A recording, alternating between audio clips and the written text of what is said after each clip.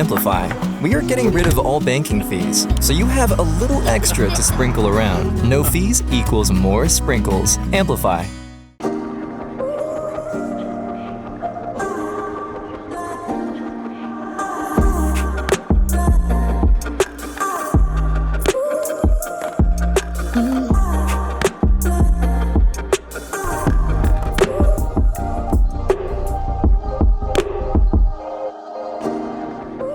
Hello and welcome to the Women of Austin podcast. I'm your host, Mindy Hofman. Today we have a very special episode. We have the author of That Sucked, Now What, Dr. Neeta Bhushan. Nita, thank you so much for being here. Oh my gosh, Mindy, I'm so excited. I'm so glad that I met you and that you're able to be here today. And I was lucky enough to go to your book launch party this weekend. And it was just so great. And I'm so excited to talk about this and to let everyone get to know you. So thank you for being here. Oh, wow. Well, I'm excited to dive in, and I'm so glad that you were at the party as well. Hi, my name is Dr. Neeta Bhushan, and I'm from Lakeway, Texas. I am an emotional health coach, advocate, speaker, and 4-time bestselling author, and author of my new book, That Sucked, Now What? How to Embrace the Joy and Chaos and Find Magic in the Mess. Oh, wow. I'm so excited to pour into the women of Austin and empower them and make them feel their most juicy, delicious, best selves. Okay, so That Sucked. Love the title. Now what, of course. So I'd like to get into the suck a little bit, and then we can talk about the now what.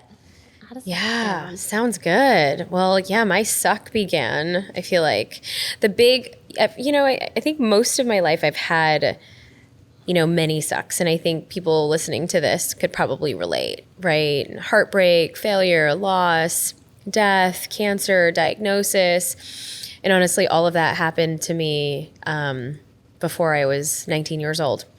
Mm-hmm. And I had, and honestly, when you have a lot of different things happen in your childhood, whether it's growing up in a chaotic environment, my subtitle is called How to Embrace the Joy and Chaos and Find Magic in the Mess, right? Yes. And so I feel like that was literally the first, I want to say maybe,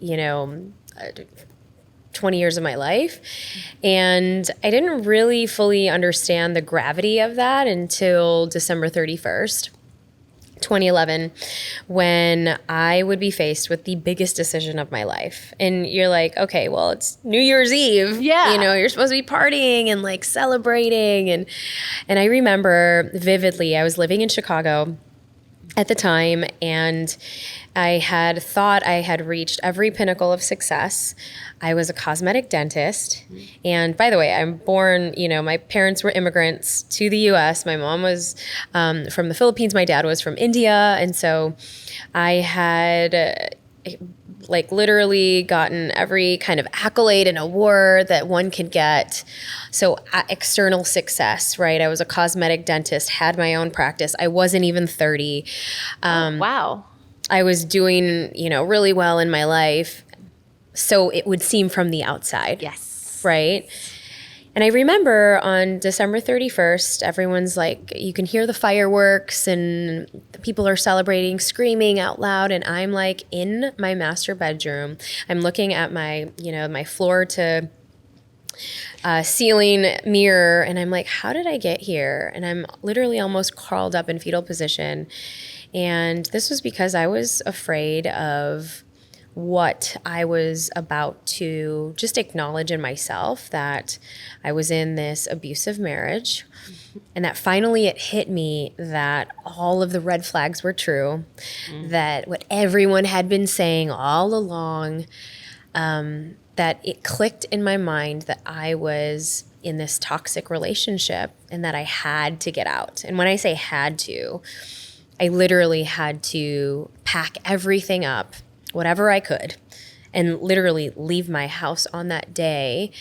And the reason why I was so afraid of what people would think, because in my culture, you don't get divorced and you don't fail. And I thought that me saying, this was a failure or I have to leave was me letting everybody in my family down. But that was the first day that I would say yes to myself. And that would start this huge journey of this reclamation back to myself and honoring myself, my desires, my wants, which would then start this journey of like 7 years. And I would then unravel all of these things and kind of secrets in my life. And they weren't really secrets, but I had done a really good job of wearing a mask. I'd done a really good job of pretending everything was okay because I had the success and early success of my external life. But really, I hadn't coped and I hadn't dealt with so many of the losses that I had before I was 19, which was losing my mom, losing my brother, losing my dad, all within a span of 5 years before I was 19.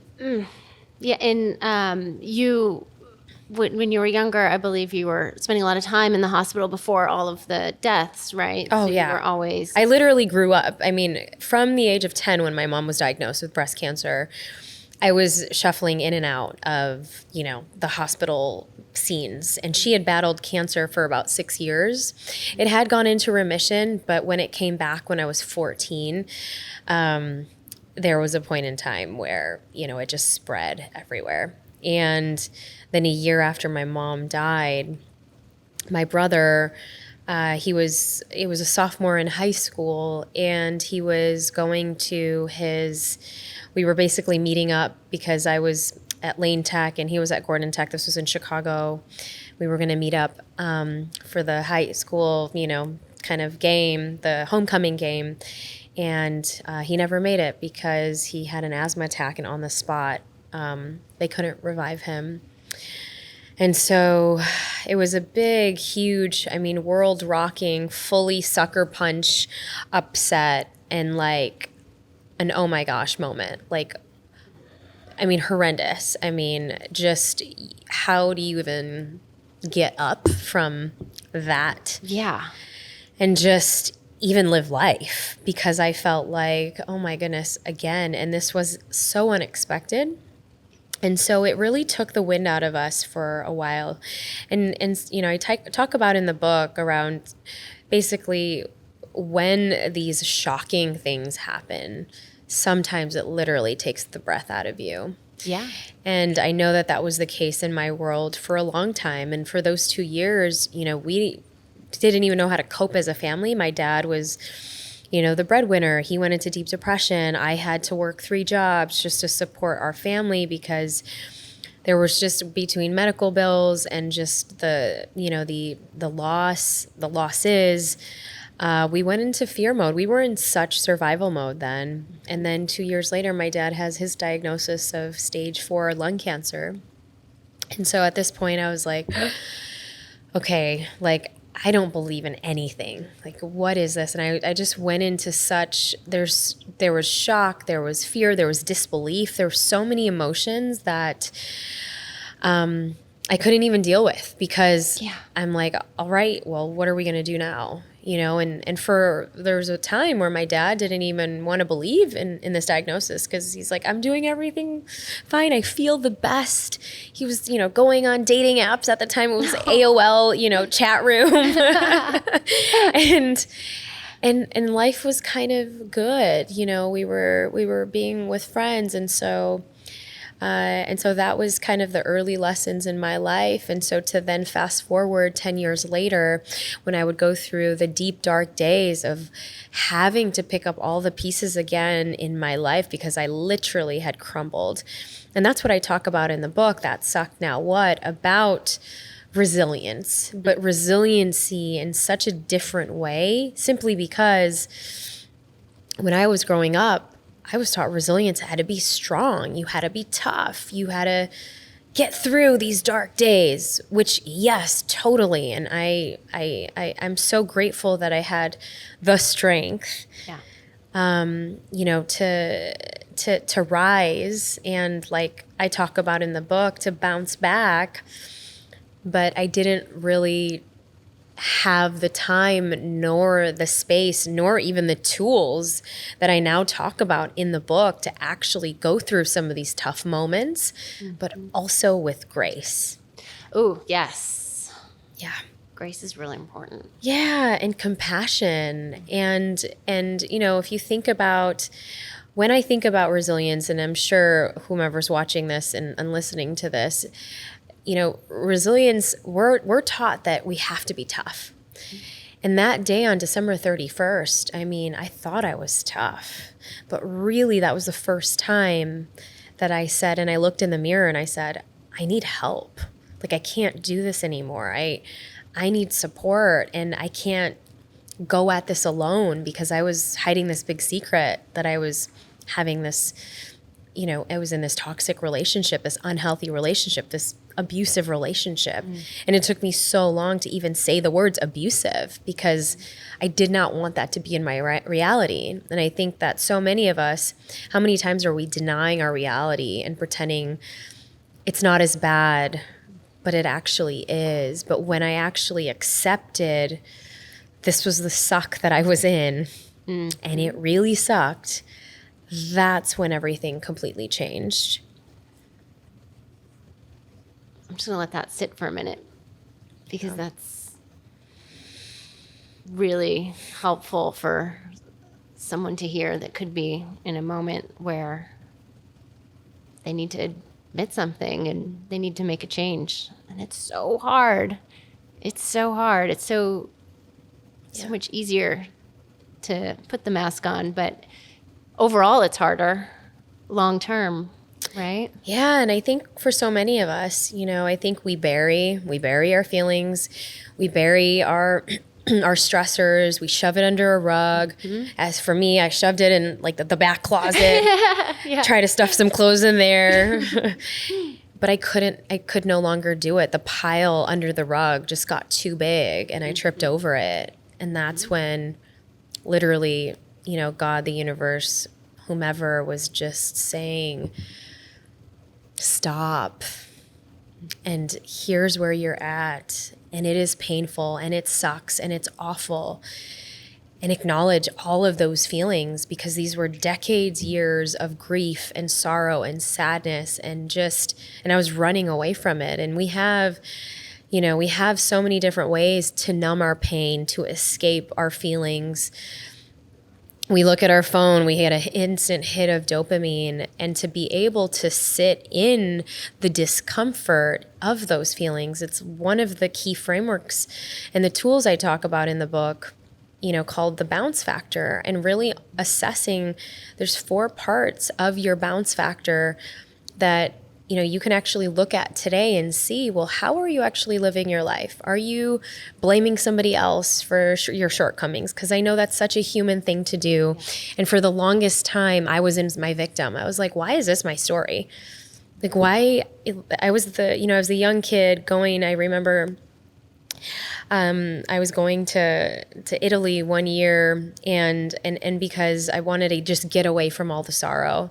There was such a thick cloud of this grief and just overwhelming sadness that I'm like, is this ever going to go away? As people are dying around me, I'm like, am I ever going to live a normal life? Yeah. Like it's my friends are like going out, and they're dating and they're doing all these things. And for me, my coping mechanism became overworking, success, drive, and just like thinking like, what's that silver lining? And I remember going to Italy for like a study abroad just because I needed to just get away from all of the heaviness. And once I got there, I'm like, oh my God, I can smell freedom. Like, this is amazing. Until people started to ask me, hey, tell me about your parents. Where do you come from? And I dreaded that question. But I learned in that time, and it's something I talk about in the book, where we have to make peace with our upbringing. And that's the first part of your bounce factor.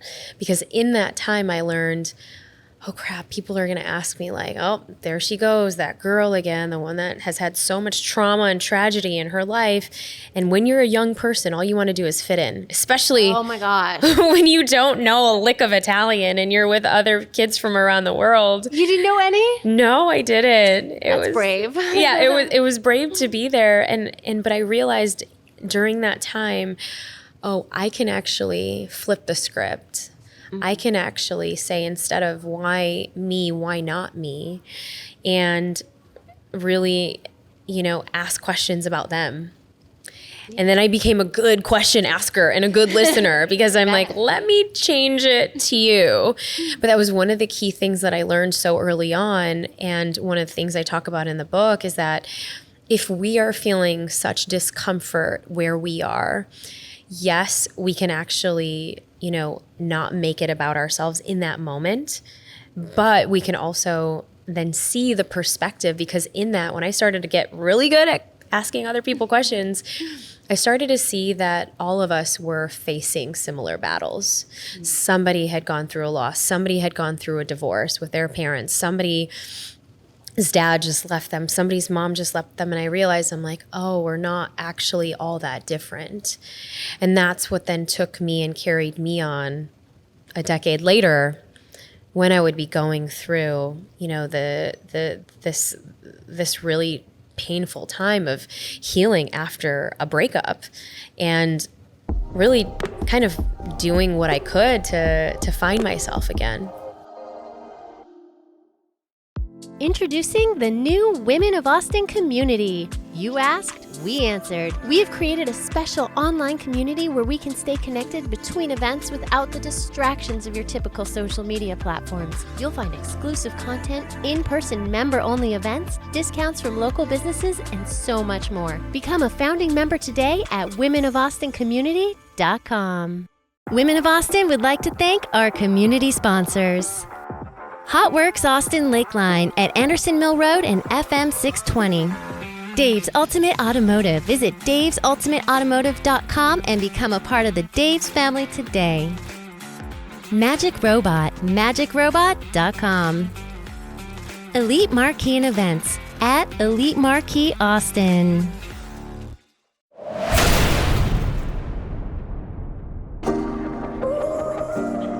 Hi, my name is Mindy Hofman, and I'm the founder of Women of Austin. I'm so excited to talk to Dr. Neeta Bhushan today. Her new book is out, That Sucked, Now What? And we're so glad that she's here. Today we're filming at In Cahoots. They were so great to have us back, and we just always love this space. It's on the east side, and they are going to be open to the public soon. So as soon as we have the details, we'll be sharing them with you. So you went to Italy. This was after you left the... Yeah, so I actually went to Italy. So this was a year right after my dad died, and I was 20 years old. And one of the things I talk about in the book around, so the first pillar is making peace with your upbringing to build your bounce factor, right? And the second pillar, and this was literally, what I learned from really going to Italy, and this kind of was the hallmark, because then a decade later it would come back again.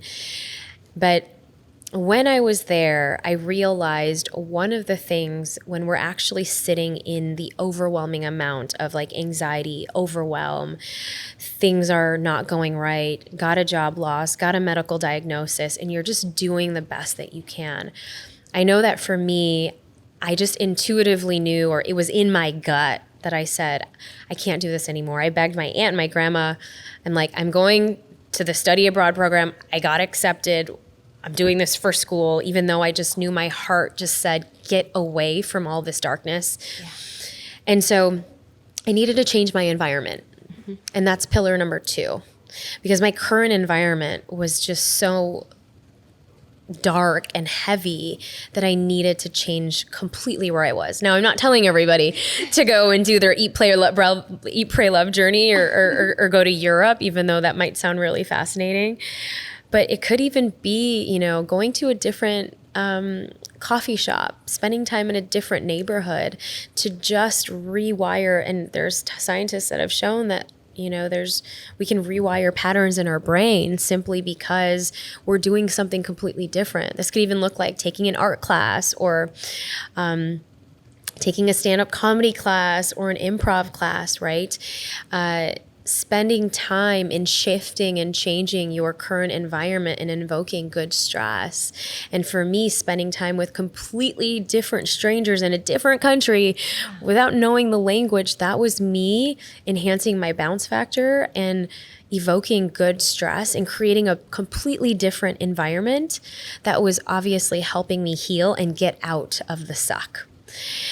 And the third aspect that I kind of want to share in building your, bounce factor is the ability to actually sit with your emotions and stretch your emotional capacity. And that literally didn't come until I fully said, I need help on December 31st. That would come a year later. Or a decade later, because a decade later, when I was reeling after my divorce, I could sit with, because I couldn't hide anymore. I couldn't hide that I was going through this breakup. I couldn't hide that I was going through this divorce. I couldn't hide that I had to get a restraining order. I couldn't escape anymore. I couldn't just put everything in my dental practice and gone through. I needed to be okay getting help from and sitting with my therapists and coaches and healers and talk therapy and EMDR. And I said, I spent so much time in just like personal work, self-development work that I felt, I couldn't do when I was in survival mode growing up. Yeah. I couldn't really do when I was in Italy, because that was, my first time that I could actually sit with myself. But I could finally say yes to it and no longer escape it when I was in the thickness of those dark emotions, where I would be crying randomly different times of the day. And that's true grief, And of course, when we talk about the 5 stages of grief, there's the denial, there's the anger, there's the overwhelming sadness. And I think that, to be able to appreciate the differences in the emotions and also come to terms with what were some of the emotions. And I talk about this in the book, the duality, the contrast of being happy and being sad. And, there's whole idea of toxic positivity, which I definitely talk about in the book. I was toxically positive growing up because there was no room to be so sad, because we were just in survival mode. And to be able to, teach this now in that third aspect of really owning your emotional capacity to feel and literally say, I am feeling sad. Yeah. I'm feeling so stressed out about this. I'm actually feeling jealous about this. I'm feeling so angry, and these are some of the tools that now I teach my kids, because yes, I found love again. Yay. Yes, you guys are a beautiful couple. Thank you. Yeah. Thank you. You talked about flying forward too. Mm-hmm. And if you could just touch a little bit more on that, because that really stood out to me. I've heard falling forward before, but flying forward sounds even better. Yes. And so, and I think that, so when we bounce back from any setback, any challenge, and when you actually have, the 4 pillars of really looking into your upbringing, what kind of happened when you were younger in terms of, and I'm not saying psychoanalyzing everything, but actually sometimes we blame our parents, or sometimes we're not really close with our family members. Maybe we came from different backgrounds that didn't allow us to speak our voice, or we haven't really kind of been able to sit with some of those things. Now we're able to fly forward past some of those sucky moments when we've really understood our current environment, when we've understood our emotional capacity, and when we've understood our radical self-awareness to actually say, hey, this is for me. And actually, maybe this isn't for me. Maybe hanging out with that set of friends is probably not going to be very good for me at this stage of life? Or where are my patterns where I'm constantly attracting the same kind of guys or the same kind of women that I now have to think, well, how am I playing a role in that? And that's that fourth part, because that fourth part of taking personal responsibility is one of the keys to actually helping you fly forward. And what I mean by flying forward, there's 5 steps that in the third part of the book, I go really deep into really assessing, well, we're always going to have that fall, a falling moment, something that didn't go our way, something that was definitely scary, or we worked so hard on something and we didn't get. And then we get into, the ignition stage. Okay, how are we going to make a different choice? And that ignition, and when we're actually ignited, step 2, that's like, are we going to go back into that crappy relationship, or are we going to do something good for ourselves? Are we going to stand up for what we believe in and actually share our truth and share what's really on our mind? Or are we going to actually pacify our friends and do that people-pleasing thing that we always do? Yeah. Right? And so that's step 2. Step 3 is if we're actually going to lean in and share what's uncomfortable, or really look into how we're playing a role. Well, that's rising. That means we're doing something completely out of our comfort zone.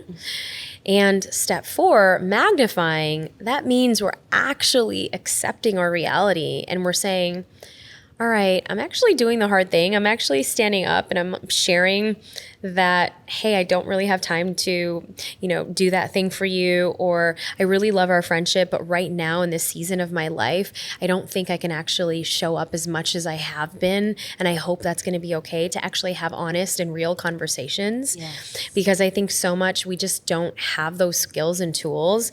And especially when we're constantly texting and it's so easy to ghost people. It's so easy to not call people back. Mm-hmm. And when we're in that magnify stage, we're actually practicing a skill set that we may be wobbly in.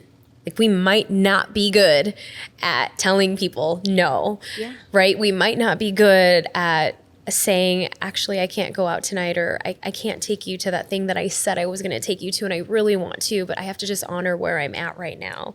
To be able to say gracefully no, to honor ourselves. And then that thriving stage 5, that just means that we know that we're flourishing. We're not in that victim mindset of whatever happened, but we're now actually taking steps to take care of ourselves, but also know that, all right, when we are going to inevitably have another fall again, we're not going to go back all the way back to that pity party or that victim mode. That now we have these tools, and all of those tools that I talk about in the book, and that suck now what, to actually take care of our nervous system.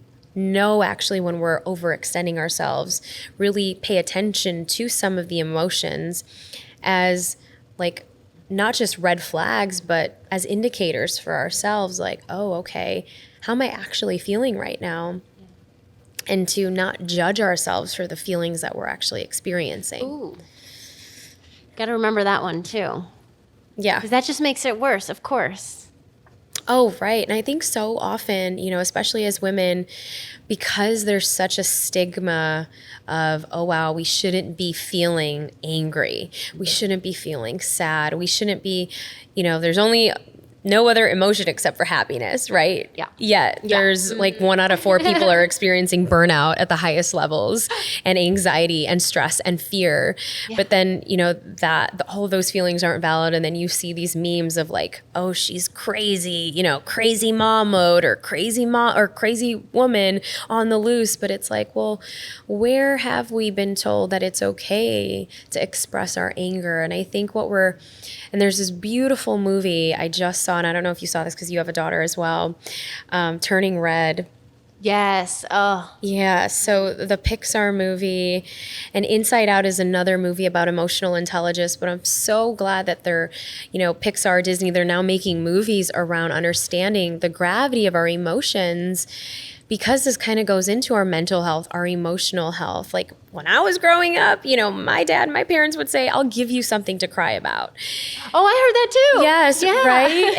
And it was like, all right, well, crying is not allowed in the house. So maybe I'll just perform and play piano and try to win all those competitions to make my parents proud, right? And now we see that all of this, growing up as a generation of people who can't process their emotions or suppress their emotions. And then when we do get angry and upset, kind of like what she's talking about in Turning Red, for those of you who haven't heard it, it's about this young girl. She comes from an immigrant background. Her family is very stoic, and the only emotions that are acceptable, you can't be too happy, you can't be too sad, you can't be crying or too, rageful, because if you do, you turn into this big red panda. Yeah. And she has to go through the whole movie to realize it's her identity, and that the generations before her, this happened to her mom and her grandmother as well. And they all try to hide those emotions because they had to be prim and perfect always, right? Like I recall like Martha Stewart, right? Yes. And she has to make peace with those emotions that she actually really loves the red panda in her. And I think it's such a beautiful story of teaching children and even reparenting ourselves some of the permission that we never got to actually express our anger and fear. So I think what we're so afraid of in our society, and even as women, is, well, what are we going to do with that anger? Because there haven't been healthy ways to actually express that. Which is why rage rooms have been all the rage because you're able to throw things and break things and like get that movement and energy out of our bodies that sometimes, if you're getting a bad email sitting behind a computer screen, you're like, I can't believe I didn't get the promotion, or I can't believe that person said no to me. I worked so hard on that deal and 6 months it didn't. And we're sitting at the computer and what are we doing? And we're bottling up all of these emotions, and it's in our chest, and we're not allowing ourselves to fully express. Well, like we would teach our kids, I teach my kids, if you have a big emotion, take a pillow. And we know all the moms in the room, we take our pillow and we go in the closet and we'll scream and we will let it out, especially if you have 2 toddlers like I do. Mm-hmm. But I teach them the same thing. I'm like, if you have a big emotion, you can scream in your pillow, like let it out, right? And so to have and give ourselves permission when we are feeling that emotion of sadness, stress, overwhelm, anxiety, defeat, hopelessness, angst, that we can have healthy ways to release that. Because I think the what we're so afraid of is what we're going to do with that anger if we're going to unhealthily express it to other people, which sometimes that actually does happen. Oh, and it's usually the people that are closest to you because they'll take it and still love you and accept the apology, or I know I've done that.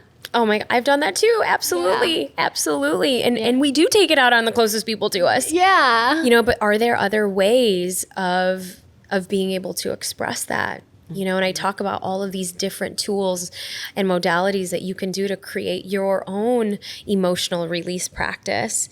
And it involves fun, and it involves, stomping and jumping and moving that energy so that we're not just like sitting and just like, holding the stress ball. Yes. Because that stress needs to fully release and let go. And so that we're not so wound up when things don't actually go our way. That's a good reminder. And I'm as I mentioned, I have a daughter, and it's got to teach them now so that when the hormones are coming and all of the things, and I'm already kind of scared when she gets mad.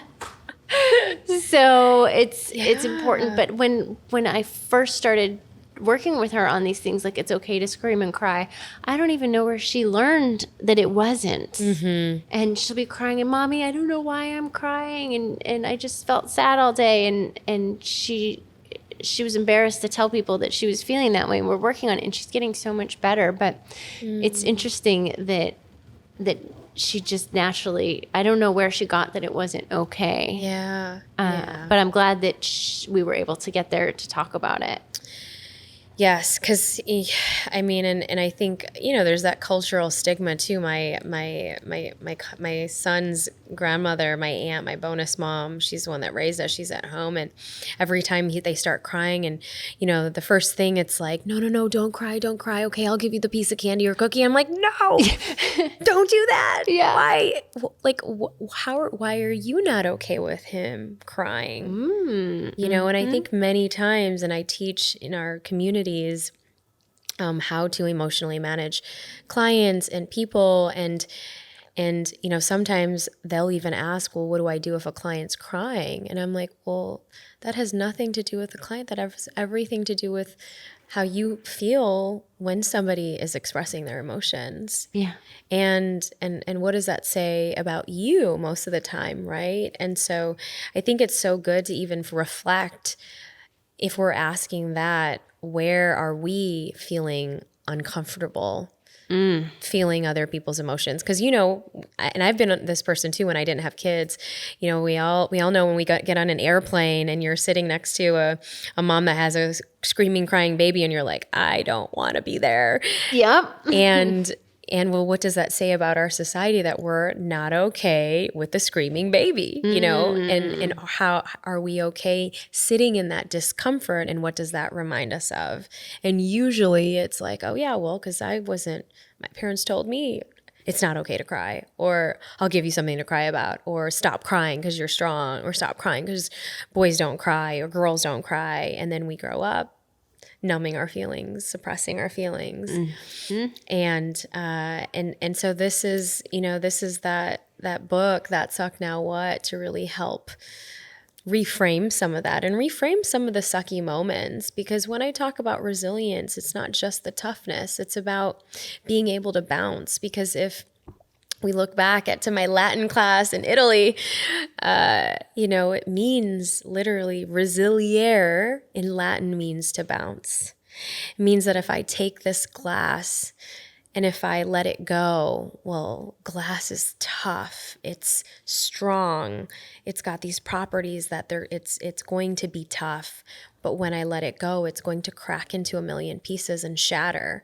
But if I take the same basketball in my hand right now with a little bit of give, and the properties are, it's tough, but it's rubbery, it's moldable, it's agile, it's flexible, so that when I release it, it's going to bounce right back up.